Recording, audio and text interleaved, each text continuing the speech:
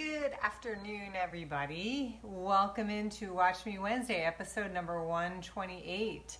Today, I am going to show you how to do some quilt binding. I know sometimes that once we're done with a quilt top, we're like, yes, we're done, and we don't want to do anything else. But we still have to quilt it, bind it, put a label on it. Lots of things that we have to do to get that quilt finished. So I want to share with you how I bind a quilt. And I'm going to give you a few tips and techniques that you might not be aware of. So hit the share button and share it with your friends, because it's going to be a quick little tutorial to show you what I'm going to do. So remember last week's video, I showed you how to make these little snack mats. Well, I finished binding them.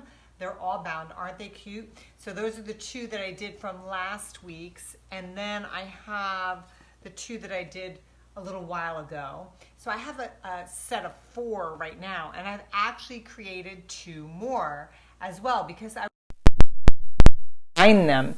So I'm going to go ahead and I'm going to turn the camera down so that you can see. Hit the share button so that lots of your friends, thank you, Laura, for sharing that. And welcome in, everybody. I'm getting right to it because I have lots to show you. So I'm going to turn my camera down so you can see. With my new tripod, I'm getting used to it still. Okay, let's see. Oh, there we go. And I think you can see pretty well right there. Okay, so I created another snack mat, like I told you, and I've also created the binding, but I'm going to walk you through how to do the binding if you don't know how to. Basically what I do, most people will either cut a 2.5-inch strip, or I do a 2 1/4. I just think it fits a quilt better. I like that. Then what you're going to do is, depending on the size of your quilt, you're going to cut however many strips you need to go around the perimeter of the quilt. Now, as luck would have it, this little snack mat that I showed you in last week's tutorial, you really need 2 strips to complete it accurately. Because you will have leftover binding, but that's okay. It's not a big deal. So you're going to cut 2 1/4-inch wide strips. And then what you're going to do is you're going to piece them together end to end. So you're going to put both ends together, piece it, and then what I do is I iron that little seam. I iron it open so it lays flat. I typically do not do a mitered binding unless I am doing a bias binding. This is straight of the grain binding. So I'm cutting on the width of the fabric. So each strip should be about approximately anywhere from 40 to 42 inches long. So I'm cutting it on the width of the fabric. So that's important to note. Once you've joined all your strips together, you'll get one super long strip, which I've actually rolled up here. So I have 2 strips that are together and I've rolled because it's just going to be easier to do. Once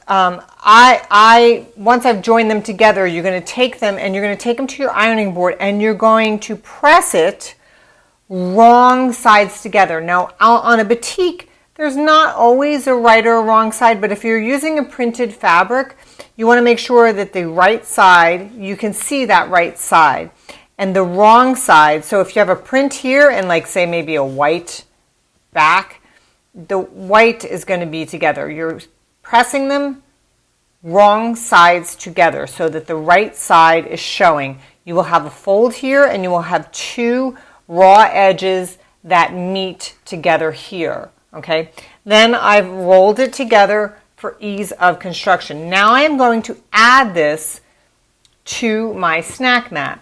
I'm going to take you over to my sewing machine and show you what I do. All right, so let's turn you down here and get you right into the sewing machine. Whoops, I'm not quite at the right angle, I think. There we go.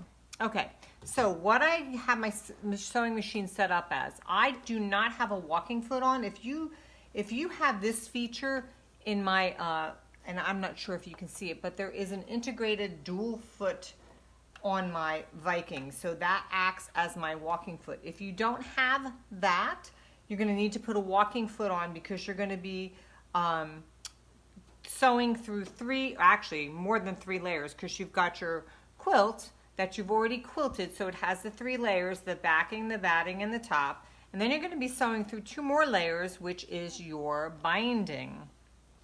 So just trying to make sure I have this angle correct for you guys, okay? So now what I do is I'm going to leave like a little bit of a fishtail hanging. So I'm going to place it here. Now I know a lot of people, you know, this may not be what you do. This is how I do it. I'm an eyeballer when it comes to this. So I'm going to leave this bit hanging, and I'm going to start part way down from the middle. And I've got my, I've got a 1/4 inch foot on. I've got my integrated dual foot on. This also has a sensor foot as well. I'm going to put my machine in needle down position where my machine will lift up so I can pivot if I need to. My stitch length is set at 2.5 right now. You can set it at 2.0 if you'd like. Also, I have 50 weight thread in my machine. So I'm going to go ahead and sew. What I do is I start and I go all the way towards that first corner. And when I get to within a 1/4 inch of that, stopping the needle down, and then I'm going to sew on the and pull that quilt out of the machine. Then once it's out, I've pulled it out, and I'm going to miter this corner. So I'm pulling that binding up so I have a miter there, okay? And then I'm pulling the binding straight back down onto this edge, the next edge or side. And I'm going to start sewing down that side at a 1/4 inch.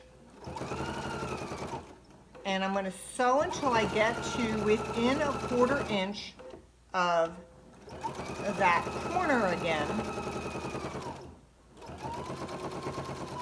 And then when I get to within a 1/4 inch of that corner, and my 1/4 inch foot has markings on it so I can tell, then I'm going to sew on the diagonal, pull that out, and you can see how it's sewn on the diagonal there. I'm going to bring my binding up to make a miter, and then bring it down to make it square.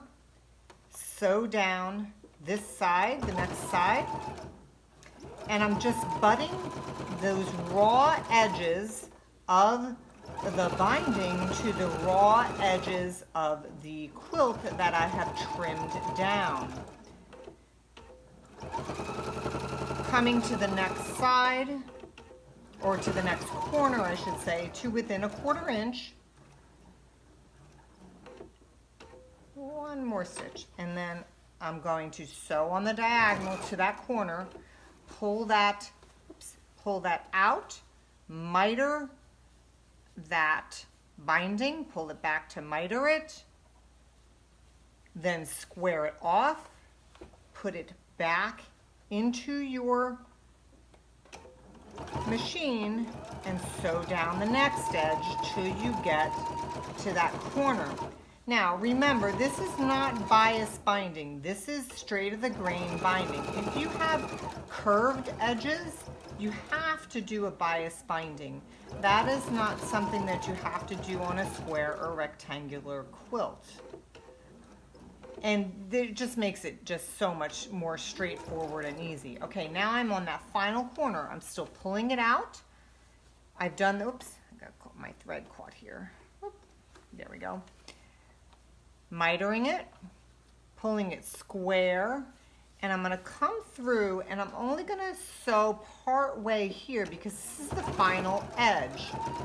And I'm going to show you what I do. So now I'm going to cut this. I'm not going to finish sewing it out. I'm going to turn you over to here to show you how I do it. Now, there's a lot of different ways to do this. Okay. Flaps that I've created. One of these flaps, the under flap, I'm just going to trim down. I'm just going to trim it anywhere. It doesn't matter. But what I'm doing is I'm going to line it up with one of the straight lines on my ruler, and then I'm just going to cut it square so it's nice and straight, okay? So I've just cut a little bit off of there, okay? Now I've got this big long edge, but it needs to be shorter. But what I want is it to join it with this one. So I need it to be a 1/4 inch bigger or longer than the one that's underneath. So on my ruler, I have the little 1/4 inch marking here. I'm just going to lay this down here, and you can lay it down in front like this. And what I'm doing is I'm actually aligning it with the edge of this one, making it a 1/4 inch more, laying this flat. This has to be done on a flat surface, by the way. I'm taking my pin and I'm just going to mark where that 1/4 inch is just on that top piece of binding. Then I'm going to take it off the quilt and I'm going to align my straight edge there right with the edge of that where that pin is, and I'm going to go ahead and trim that off. So now I've got my two edges that they will meet, and we're going to join those together. Now I'm going to open them up, right sides together, and I'm going to pin right at the middle, and then I'm going to pin on either side. Now I know, remember, you guys probably have learned different types of binding. This is what works for me, and I hope you give it a try. You may like this better than what you do, or you may not like it, but it's, there's lots of different ways to do things. So now that I've got that pinned like so, okay, I'm going to show you the final steps. Okay, so now we've got the edges pinned together. We want to sew them together at a 1/4 inch seam allowance. So I'm going to go ahead and do that. I'm going to take my pins out as I go and leave them on the side instead of in my mouth, which I normally do. I put them in my mouth and then I put them in my box. I'm going to clip that. Now, once the seams are sewn together, you can take this to the ironing board if you want, and I press these seams open, but I'm just going to go ahead and finger press them open and then refold that binding wrong sides together. Now you're going to match your raw edges of the binding to the raw edges of your quilt top, and you're going to finish off sewing that part that was not sewn in when you ended the last time. And you're just going to join that stitch to the other stitch, making it complete, and then clipping your thread. Now, here is the cool part. I'm going to turn you guys around because I want to show you something super, super cool that I like to do with my quilts, especially the small ones like this, okay? So, I don't use pins and I don't use clips when I bind my quilt. We have to turn this to the other side, right? And we've got to stitch it, hand stitch it down. Some of you may like to machine stitch. I really enjoy the hand stitching process. But once we've got this, I'm going to turn it this way. Once we've got this, I take my fabric glue pen, and you can find these on my website, and I just run glue along the edge here, and I'm going to run it up to that corner. And you can do this on any of your quilts, and you just pull your binding over, press it down, and it will stay in place until you are ready to stitch that, which I'm going to be doing tonight. So I'm stitching that down. Now when you get to the corner, you're going to put a little bit of glue on that, and you're going to miter that corner so that can stay down in place, and then you just continue on putting that glue. Now you can't put the glue on the whole thing and then press these down, because if you do, your glue will dry before you get to it. You're just going to continue doing this all along the way, and then that is ready for you to stitch down while you're watching your favorite TV show. Now I'm going to turn you back up so you can see me. And that is our binding tutorial for today. I'm so happy that you joined me. I hope you've learned a few new tips and techniques that you can put into your quilty tool bag. And I hope you join me next week for another tutorial on my Watch Me Wednesday. Thanks for joining me. Happy quilting, everybody. Bye-bye.